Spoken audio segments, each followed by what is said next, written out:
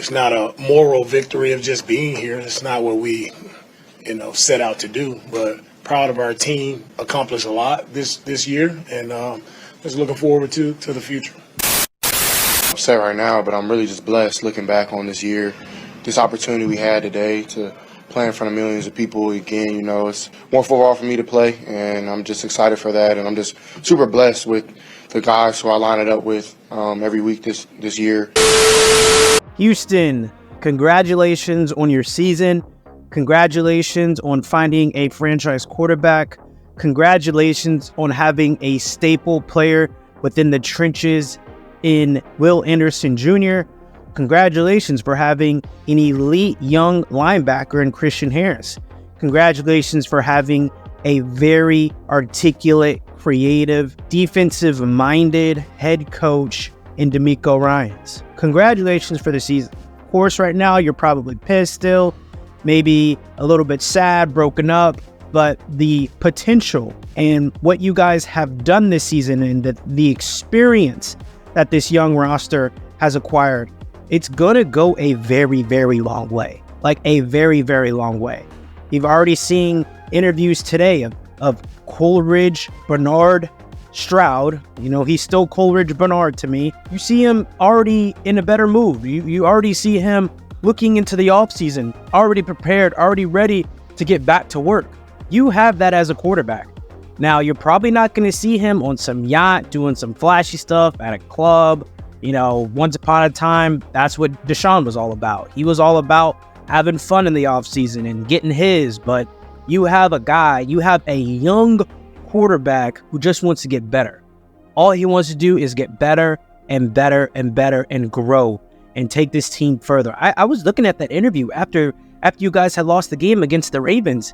He was torn apart, broken, and he did what a leader should do. He said what he needed to say. He answered the questions the way he needed to answer the questions.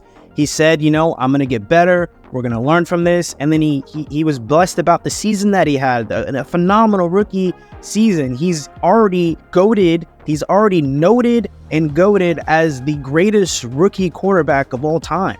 Now you have that in your back pocket. And I'm saying this from experience of seeing a young talent in a quarterback that I have, right? I have one for my favorite team, and I only had high hopes for him, and he didn't even finish his rookie season. So I can only imagine what you guys have of having a rookie quarterback that gets you to the divisional round of the playoffs. Like, what are we talking about? And the Ravens, that's a tough team. All right, so that's a very, very tough team. You can make the argument that if it's against the Chiefs or if it's against the Bills, there's a different outcome, and you guys could be going to the AFC Championship. You can always make that type of argument, and I think that the Ravens are one of the biggest juggernauts right now, so it's a little bit unfortunate, but you guys got a lot of experience from that game. And Lamar, he's the league MVP right now, so I don't want to know in the comments what pissed you guys off. It seemed as if at halftime, the score was 10-10. In my personal opinion, I thought you guys were about to come out of halftime and make a play and do some great things. It didn't happen. And I love the accountability of your head coach, pretty much saying, we didn't make adjustments at halftime. They did, right? So there was that, and it was just, I don't know. There was a lot of close plays. There were a lot of plays where I was kind of like scratching my head a little bit. The defensive line for the Ravens, they're elite. They usually only go with 4 rushers and have linebackers and safeties and corners out in coverage. Very rarely did they blitz, but when they did blitz, just because of the elite defensive line play, it was very, very effective. This was a tough team. This team is built to go to the championship. Not saying that y'all weren't, because I believe y'all were, but when you have Coach Harbaugh, right, who's been in these positions, who's been in this role, who's been here, done that, it's gonna be a learning curve for Mr. DeMeco Ryans. It's gonna be a huge coaching experience for DeMeco. I see the mainstream media kind of blaming CJ Stroud and blaming a little bit of the offense. In my personal opinion, I'm not blaming DeMeco Ryans, but if I had to point a finger, I think your team had it at 10-10 at halftime against the number 1 seed in the AFC. we got to make adjustments. And so I believe that DeMeco, he's going to learn from this. He's going to implement new strategies next year. And not only that, your defense and your offense, as young as they are, they gained divisional round experience, which is massive. And then you also have in your back pocket, Tank Dell didn't even play. So his eliteness, his athleticism, his impact wasn't even present. So we can definitely make the argument of what if, and we can do that. But as someone who actually lost a very close, heartbreaking Super Bowl, don't do the what if game. It's going to drive you crazy. It's going to make you go into a wormhole and you don't want to go down it. Just accept that the season was great and your quarterback is ready to go to that next chapter. Your quarterback is ready to get a little bit more lit. And then you also found that Nico Collins is that guy. You found that out. There's been murmurs of him from his first year, second year, third. Like, we know now who Nico Collins is, and we know he is that guy. And I just want to harp on this guy one more time. Christian Harris, man, that guy, you guys got one with him, like, for sure. And you can already see that, father-son connection that him and DeMeco Ryans have. Like, it is great to see. And I'm happy for y'all's team. And I hope y'all aren't beaten up. I hope y'all aren't blaming someone. I hope you guys aren't, really pissed off. You had Derek Stingley Jr. virtually, in my personal opinion, really take out Zay Flowers. I mean, he only had 4 receptions for 41 yards. If you even looking at, the statistics, this was a very defensive game, even though, passing wise, at least it was a defensive game. Passing wise, it looked like the Texans, you guys just couldn't get the ball going. Even though Devin Singletary had some good runs, the flags, man, I guess that's where we can put the blame game. The penalties.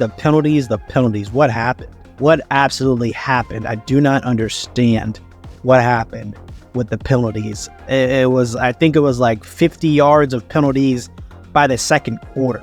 It was a lot of mental errors, shooting yourselves in the foot. So in that regard, I guess that's where the problem really, was held. So if we're going to blame anybody, it's the mental errors.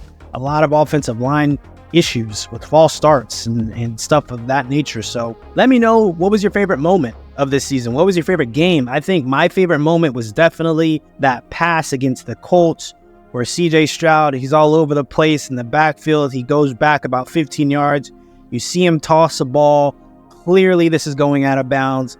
Clearly this is just a ball to get rid of it, to just go to the next play. And then you see Nico Collins just beautifully sit underneath the ball, and it's a reception. It's a first down. I believe it was like 3rd and 18 as well.